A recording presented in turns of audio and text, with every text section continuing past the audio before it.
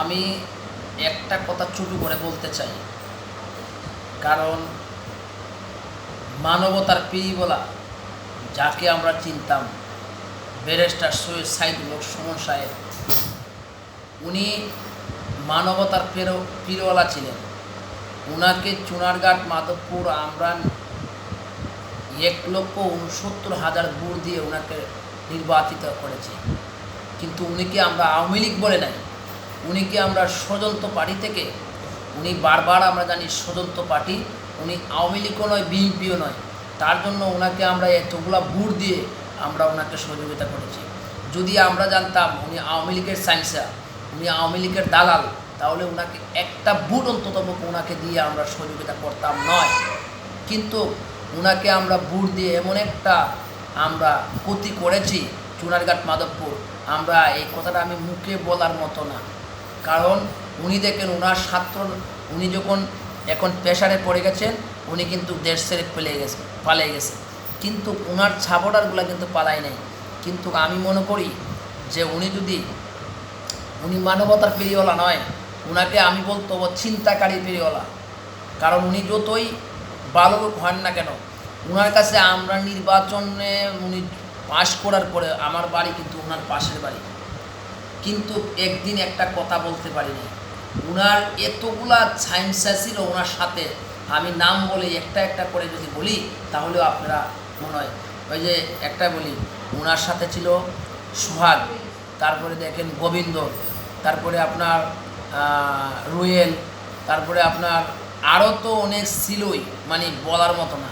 কিন্তু গেলে পরে ওদের সায়েন্সের জন্য কোনো কথা বলা যায় না।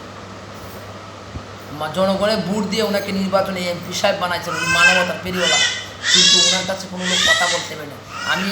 আমি মনে করি আল্লাহ পাক রব্বুল আলামিনের কাছে এইটাই উনি এত একটা ভালো কাজ করেছেন যে ওনাকে ক্ষমতার থেকে হস্তান্তর করেছেন। এইরকম রূপ বাহির দিকে ভালো কাপড় পিনতে উনি ভালো সাজে, কিন্তু ভিতরগত উনি নষ্ট। কারণ ওনাকে আমি নিজে পোস্টার দিয়ে আমি সহযোগিতা করেছি, কিন্তু ওই পোস্টারের মূল্যটা আমি পাই নাই। কিন্তু আমি ওনার সাথে একদিন কথাই বলতে পারি নাই। ওনার সাথে কথা বলার জন্য আমি অনেক চেষ্টা করেছি।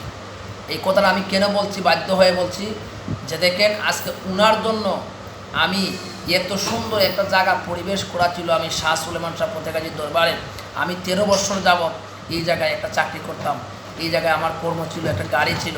কিন্তু ওই জায়গার থেকে উনি যখন নির্বাচন করে, উনি বাংলাদেশে যখন একটা আন্দোলন হয় তখন উনি ফালাইয়া গেছেন।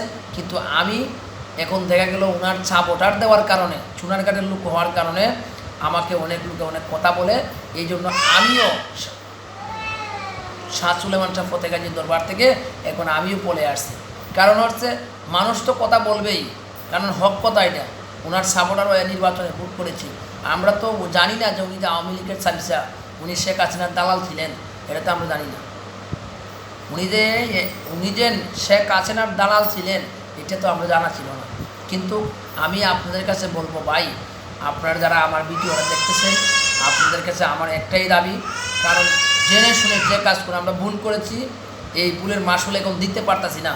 কারণ উনি স্বতন্ত্র একটা পার্টি হয়ে বুঝাইছিলেন যে আওয়ামী লীগ একাই নির্বাচন করতেছে, কিন্তু বিএনপি মাঠে নেই, তার জন্য একটা দল করেছি স্বতন্ত্র পার্টি।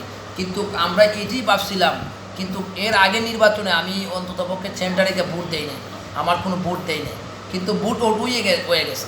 কারণ আমি গেছিলাম, ওরা বলতেছে তোমার ভোট হয়ে গেছে, তাহলে ভোট যদি হয়ে যেত আমি সেন্টারিকে লাভ নাই। এবার মনে করছিলাম স্বতন্ত্র পার্টির থেকে যখন একজন লোক দাঁড়াইছে, মনে হয় উনি বিএনপিও না, আওয়ামী লীগও না, উনি একটা মনে মাঝপথ থেকে একটা মাঝি ছিল।